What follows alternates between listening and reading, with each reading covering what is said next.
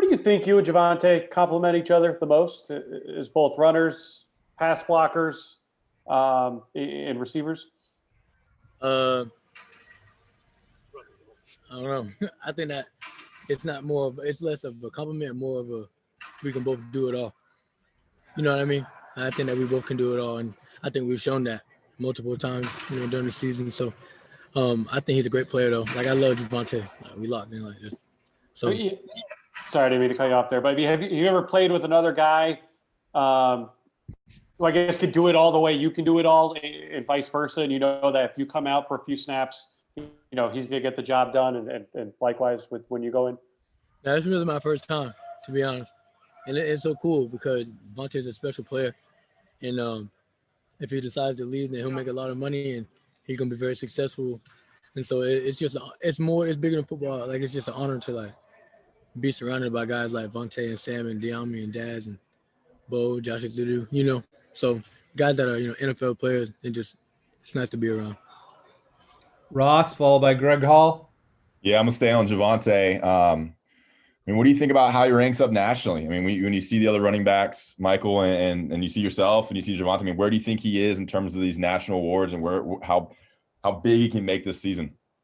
Yeah, I think he deserves all of it. And it goes back to the work that he's put in since he got here. And you look now where he's at, and he definitely deserves everything he's getting. And so I'm really excited for him. And he really deserves the Doak Award, so I hope they give it to him. And what's one thing over the bye week that you think you really improved on as a team? And what was maybe the focus last week leading into this week? Just being consistent and everything we do, and I know we had a bye week there, but that doesn't mean that it's an off week, So just trying to put together multiple weeks of great practices, and that's what separates good teams from great teams. And I think that we've put together a good probably 8 weeks in a row of practice, like great practices. So. I think that was our biggest step that we took this last week. Great, Gregory, then Andrew.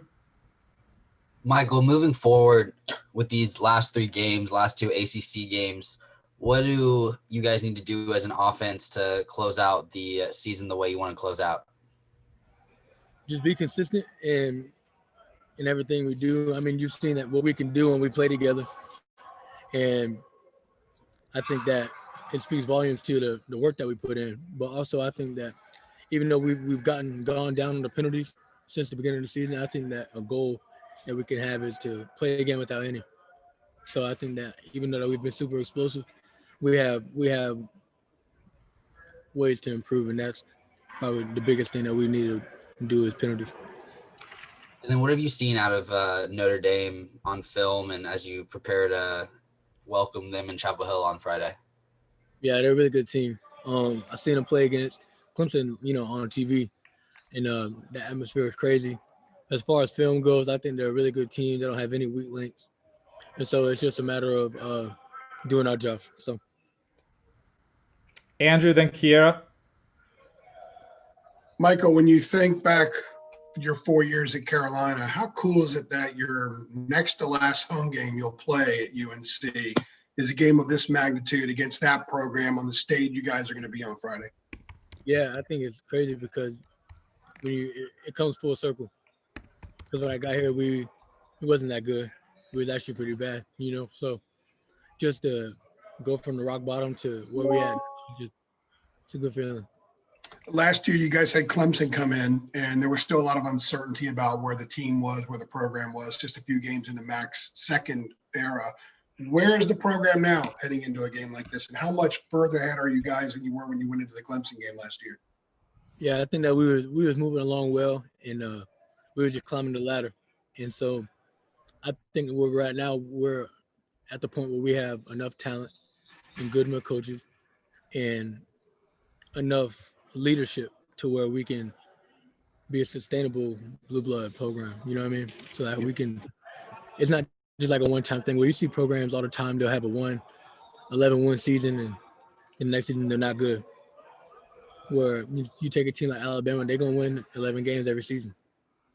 So I think that we're on that track with the talent that we have and the coaches that we have, and just like the whole staff, like support staff, everything from academics to to the players. You know, I think we have what it takes to be a program that's in the top 15 every year. Thank you. Appreciate Last- that. Thank you. Last one from Michael. Kiera, go ahead.